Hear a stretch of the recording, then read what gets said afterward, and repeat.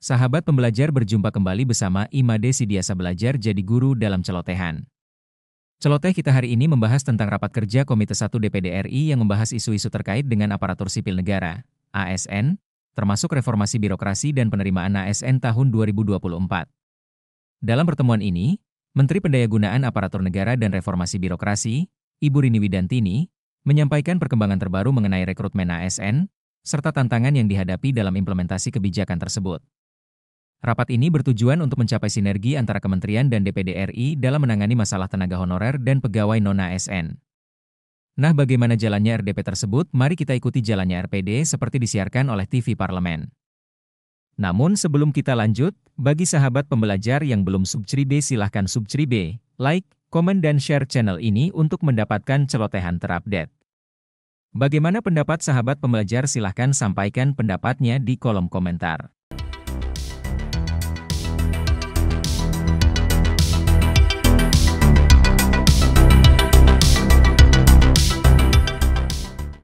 Ada isu yang akan kami sampaikan hari ini sesuai dengan undangan yang disampaikan kepada kami dengan outline pertama kali mungkin kami akan menyampaikan progres pelaksanaan dari reformasi birokrasi. Setelah itu kami juga akan menyampaikan beberapa isu strategis kaitannya dengan manajemen ASN.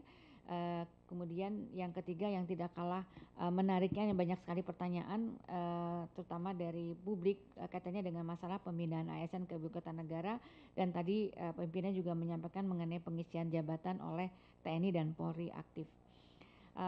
Bapak Ibu yang saya hormati, untuk progres pelaksanaan reformasi birokrasi yang juga dipertanyakan, izinkan saya menyampaikan laporan atau informasi bahwa dalam 10 tahun terakhir ini tren reformasi birokrasi menunjukkan arah yang positif baik pada kementerian dan lembaga maupun pemerintahan provinsi maupun kabupaten kota. Jadi bisa dilihat dari tren dari paparan yang kami sampaikan. Dari grafik yang kami siapkan, ini terlihat di tahun 2014 sampai tahun 2023. Selamat datang Pak Mudi. Ya, izin saya melanjutkan Bapak. Like, comment, and subscribe. Dan share. Ya. Jadi saya ulangi, mungkin sejak tahun 2014 sampai tahun 2023, capaian indeks reformasi birokrasi tentunya mengalami peningkatan. Kementerian dan lembaga mencatat angka tertinggi dengan skor 76,81 di tahun 2023 dan naik signifikan dari tahun 2014 dengan nilai 52,31. Sementara provinsi pun demikian, dari skor 69,71, dan pemerintah kabupaten kota meskipun baru mulai dievaluasi tahun 2015 tentunya juga mengalami tren yang cukup tinggi. Nah, Bapak dan Ibu sekalian, dapat kami sampaikan bahwa peningkatan nilai reformasi birokrasi ini tentunya berhasil mencegah pemborosan APBN maupun APBD sekitar 121,9 triliun. Jadi dengan reformasi birokrasi ini, jadi saat ini telah terbentuk sebanyak 2.624 unit percontohan untuk pelayanan prima anti korupsi, dan sehingga program RB ini menjadi lebih terkonsolidasi dalam Sanas PK ya Pak, Bapak dan Ibu sekalian. Bahkan saat ini juga kami telah membentuk sekitar lebih dari 100 mall pelayanan publik, atau tepatnya 175 mall pelayanan publik dan 600 MPP digital di daerah. Hal ini tentunya sebagai upaya bagaimana kita memperbaiki reformasi birokrasi di seluruh instansi pemerintah. Selanjutnya, bagaimana dampak reformasi birokrasi tentunya terhadap peningkatan investasi. Reformasi birokrasi juga ternyata berhasil meningkatkan investasi melalui reformasi birokrasi tematik. Ini terlihat bahwa 73,6% dari total peningkatan investasi Indonesia berasal dari kontribusi pemerintah daerah. Jadi kontribusi pemerintah daerah itu cukup tinggi Bapak Ibu sekalian yang berpartisipasi di dalam reformasi birokrasi tematik. Sementara sisanya sebanyak 26,94% berasal dari daerah yang tidak berpartisipasi. Total terrealisasi investasi sepanjang Januari sampai Desember 2024 itu mencapai 1,7 kuadriliun berdasarkan data BPKPM tahun 2025. Nah, selain reformasi juga memiliki peran di dalam signifikan untuk investasi, ternyata reformasi birokrasi juga memiliki peran yang signifikan di dalam menurunkan angka kemiskinan nasional. Sebanyak 87% kabupaten kota yang menerapkan reformasi birokrasi tematik dengan nilai signifikan, rata-rata angka kemiskinannya jauh lebih rendah, jadi hanya sekitar daerahnya itu concern terhadap reformasi birokrasi tematik, ternyata dari mereka di daerahnya berhasil menurunkan angka kemiskinan sebanyak 5,16%, bahkan melampaui target nasional. Ini tentunya menunjukkan bahwa penerapan reformasi birokrasi di daerah atau kaitannya dengan reformasi birokrasi tematik berkontribusi yang positif dalam menunjukkan kemiskinan secara lebih efektif.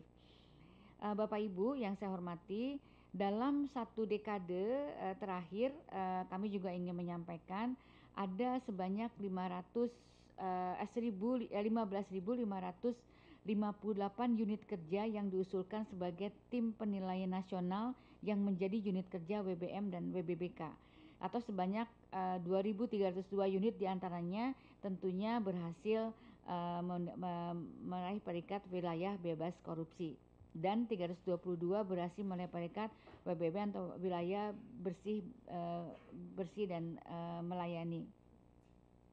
Unit kerja tersebut berasal dari berbagai instansi pemerintah baik pusat dan daerah.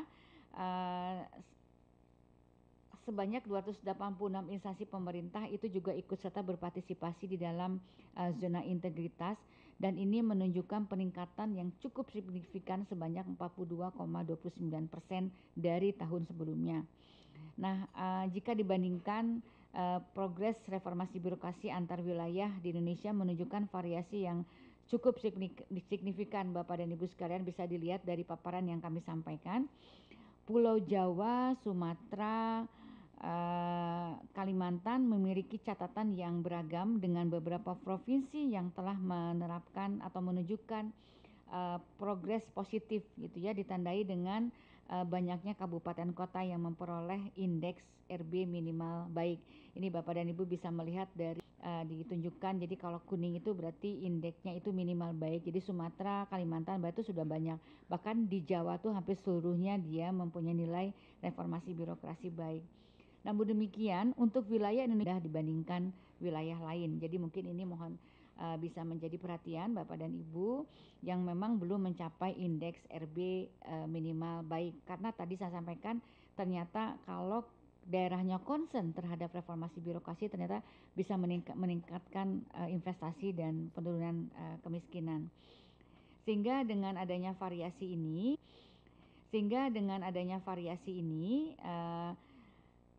dibutuhkan tentunya sekali lagi komitmen dari kepala daerah, tentunya dengan dukungan dari Kementerian Dalam Negeri. Kami berharap Bapak Ibu bisa mendorong Pemda untuk mendorong keterlibatan seluruh jajaran Pemda untuk memilih kegiatan yang menyasar kepada akar masalah. Jadi dan fokus perubahan nyata, jadi bukan sekedar nilai. Jadi kadang-kadang mereka mengejar nilai, tapi kita juga akan menilai bagaimana dia itu menyasar akar masalah supaya perubahan-perubahan di daerah itu betul-betul nyata gitu. Nah, sementara ini juga Kemendagri seperti yang mungkin Bapak dan Ibu ketahui berperan mengawal pelaksanaan reformasi birokrasi, memastikan inovasi daerah yang berdampak langsung. Jadi kami dengan Kementerian Inovasi Daerah yang berdampak langsung. Jadi kami dengan Kementerian Dalam Negeri sekarang bahu-membahu untuk memastikan daerah itu betul-betul melaksanakan kertas tapi betul-betul bisa dilaksanakan dengan baik. Dan ini tentunya kami juga izin sekalian juga kami melaporkan sudah menyiapkan grand design reformasi birokrasi yang saat ini menunggu ditandatangani Bapak Presiden. Jadi pelaksanaan reformasi birokrasi ke depan tentunya akan tetap kami fokuskan kepada reformasi birokrasi yang bersifat tematik. Jadi karena dengan bersifat reformasi birokrasi tematik itu ternyata tadi lebih cepat untuk mendorong tema-tema kantung-kantung persoalan yang ada di dalam birokrasi pemerintah. Seperti yang Bapak lihat di dalam paparan, Bapak Ibu lihat ini kita untuk 5 tahun ke depan kami ada 5 reformasi birokrasi tematik yang tetap akan kami usung dari mulai penanggulangan kemiskinan sampai bagaimana percepatan prioritas aktual presiden yang seluruhnya akan ditopang oleh pelaksanaan RB di bidang transformasi digital pemerintah. Ada satu hal lagi yang tidak kalah pentingnya Bapak dan Ibu sekalian. Bapak Presiden selalu menekankan untuk selalu bersinergi, berkolaborasi antar instansi pemerintah. Oleh karena itu juga kami sekarang sudah mempersiapkan yang sebelumnya hanya fokus kepada instansi pemerintah, sekarang kami fokuskan kepada dukungan bagaimana jadi untuk membangun ownership bersama di dalam pelaksanaan proyek-proyek nasional. Dan ini kita berharap ada keselarasan dan keterpaduan kinerja antar KL dan pemerintah daerah, bahkan di dalam pemerintah daerah supaya tidak terjadi silo-silo di dalam program-program pemerintah. Dan selanjutnya Bapak dan Ibu sekalian, saya akan beranjak ke isu yang kedua yang juga ditanyakan oleh Bapak dan Ibu, pertama yaitu kaitannya dengan masalah manajemen ASN. Tadi juga disampaikan oleh pimpinan bahwa untuk manajemen ASN tadi seperti sudah kami sampaikan bahwa pengadaan ASN ini dilaksanakan berdasarkan Undang-Undang Nomor 20 Tahun 2023 yaitu juga dilaksanakan. Jadi CASN seleksi ini memang didasarkan pada undang-undang termasuk seluruh aturan-aturan teknis dari mulai PP sampai kami pun sudah mengeluarkan beberapa peraturan Kementerian Pan-RB untuk memastikan bahwa pengadaan ASN tahun 2024. Kebutuhan ASN tahun 2024 juga sudah disampaikan dan juga pernah saya sampaikan kepada Bapak dan Ibu, total kebutuhan CASN-nya itu ada sebanyak 2,3 juta dan formasi CPNS tentunya dibuka untuk pelamar umum, fresh graduate, digital talent, diaspora dan formasi khusus daerah yang tertinggal yang lulusannya berdasarkan nilai NAB dan peringkat terbaik. Nanti termasuk formasi P3K yang diperuntukkan bagi pelamar prioritas termasuk dalamnya ex-THK2, non-ASN yang terdata di data BKN dan aktif bekerja di instansi pemerintah. Dan nanti mohon perkenan pimpinan nanti akan hasilnya akan disampaikan oleh Kepala BKN. Kami juga yang menyampaikan tadi dari pertemuan yang lalu memang kami diminta untuk tentunya menyelesaikan status kepegawaian non-ASN. Namun dengan dari paparan yang kami sampaikan, saya juga ingin menyampaikan kepada Bapak Ibu sekalian bahwa sebetulnya pemerintah itu sudah sangat konsisten sejak tahun 2025 untuk bisa melakukan atau membendung pengangkatan non-ASN dan kembali menata sistem kepegawaian secara nasional. Ini dimulai sejak tahun 2005. Jadi Bapak dan Ibu bisa melihat sejak tahun 2005 kami sudah berusaha untuk memperbaiki sistem kepegawaian secara nasional semata-mata karena ingin memperbaiki kualitas birokrasi. Kemudian sejak PP 48 2005 dan sampai dengan hingga PP 49 2018 pemerintah sebetulnya sudah menetapkan larangan pengangkatan pegawai non-ASN di luar mekanisme seleksi. Jadi sejak tahun 2025 sebenarnya sudah kita larang dan sudah ada PP-nya. Termasuk seleksi khusus bagi THK 1, THK 2 dan formasi P3K. Dan puncaknya itu melalui Undang-Undang Nomor 20 Tahun 2023 penataan non-ASN tentunya sudah bisa diselesaikan di 2024. Oleh karena itu Kemenpan RB tentunya bersama-sama Komisi 2 DPR RI itu juga sudah berkomitmen untuk menyelesaikan tenaga non-ASN melalui jalur P3K, yaitu bahwa tadi pegawai non ASN yang mendaftar dan sesuai dengan formasi yang diusulkan langsung akan diangkat menjadi P3K, tetapi yang mendaftar dan tidak terdapat dalam usulan formasi maka akan diangkat menjadi P3K paruh waktu. Nah, untuk itu seperti yang saya sampaikan, pada tanggal 17 Maret tahun 2025 kami sudah mengumumkan beberapa isu krusial.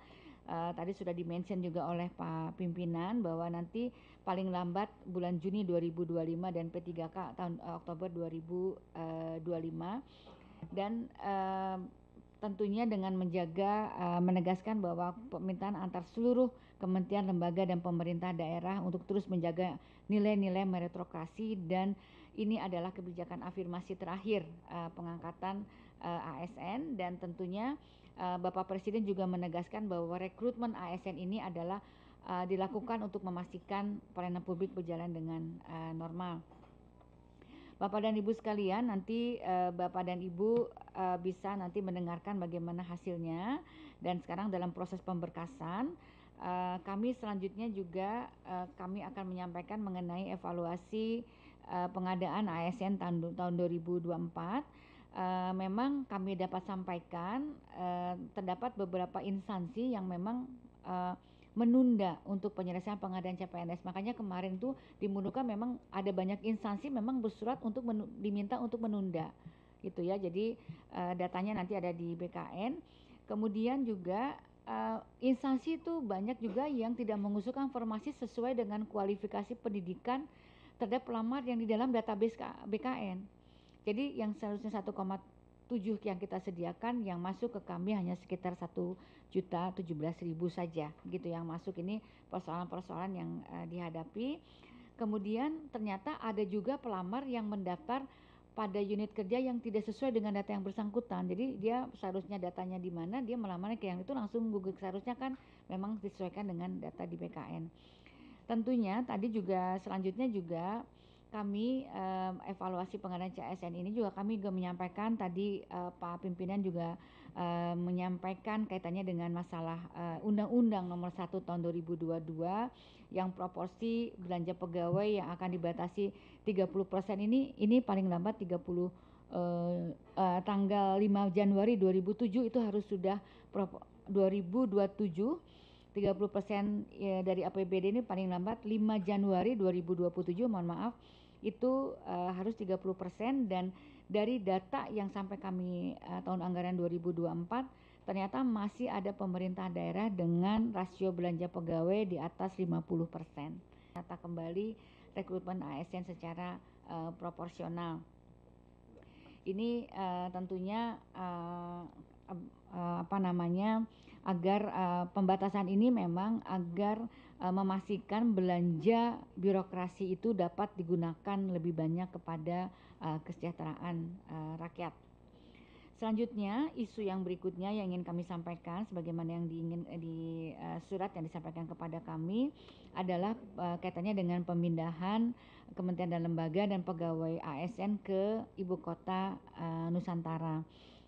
Jadi penundaan karena ini baru saja terjadi perubahan kabinet, maka pemindahan kementerian, lembaga dan pegawai ASN untuk ke IKN tahun 2024 belum dapat dilaksanakan. Nah, ini nanti kami juga sudah bersurat kepada seluruh instansi pemerintah karena memang penataan organisasi dan dari kabinet ini masih dalam tahap konsolidasi internal. Jadi ada satu kementerian yang terpecah menjadi 3, ada yang menjadi 2, ada yang ini. Jadi Menko pun bertambah sehingga kami juga masih meminta kementerian dan lembaga itu untuk melakukan konsolidasi di internal. Dan ini juga OIKN pun saat ini sedang melakukan penyesuaian terhadap gedung perkantoran dan unit hunian sejalan dengan berubahnya jumlah kementerian dan lembaga. Nanti akan kami sampaikan pemindahannya juga nanti akan disampaikan setelah kami juga mendapatkan penetapan peraturan presiden tentang pemindahan kementerian dan lembaga dan seluruh ASN ke IKN. tentunya kami sambil menunggu pun kami juga sudah menyiapkan rancangan keputusan Menpan RB tentang pola penugasannya Pak. Jadi sebetulnya kebijakan-kebijakan sudah kami siapkan, hanya menunggu pemindahan Pepresnya saja. Kemudian kaitannya dengan pengisian jabatan ASN dari TNI dan Polri, tentunya Bapak dan Ibu sekalian, untuk pengisian jabatan ASN dari TNI dan Polri serta penugasan ASN di lingkungan TNI dan Polri yang bersifat resiprokal sudah diatur di dalam Undang-Undang Nomor 20 Tahun 2023 tentang ASN, kemudian terutamanya di dalam pasal 19 ayat 2. Kemudian juga berdasarkan PP Nomor 17 tentang Manajemen Pegawai Negeri Sipil, bahwa pengisian persyaratan anggota TNI dan Polri yang dapat diangkat di dalam jabatan pimpinan tinggi itu memang sudah diatur Bapak dan Ibu sekalian. Tentunya pengisian jabatan ini perlu dilakukan secara terbuka, kompetitif di lingkungan instansi pemerintah. Jangan lupa like, comment, share, and subscribe. Bye-bye. Dan ini yang memang secara peraturan yang memang untuk pengisian TNI dan Polri memang sudah ada dasar hukumnya. Dan selanjutnya Bapak dan Ibu sekalian, untuk mensosialisasikan kebijakan-kebijakan Pan RB, kami tetap mempertahankan program Bisa Tanya kepada kebijakan Pan RB. Setiap hari Selasa kami membuka konsultasi untuk kaitannya dengan sumber daya manusia aparatur. Hari Rabu kami juga membuka konsultasi tentang reformasi birokrasi, dan Kamis untuk pelayanan publik serta transformasi digital pemerintah, dan Jumat tentang kelembagaan tata laksana. Bapak dan Ibu bisa mencatat nomor-nomor di sini untuk ingin menanyakan informasi yang berkaitan dengan kebijakan-kebijakan di lingkungan Kementerian Pendaya Aparatur Negara. Demikian Bapak dan Ibu sekalian, laporan atau paparan yang dapat kami sampaikan sebagaimana isu-isu strategis yang diminta kepada kami. Mudah-mudahan ini sudah bisa menjawab apa yang sudah Bapak dan Ibu sampaikan kepada kami.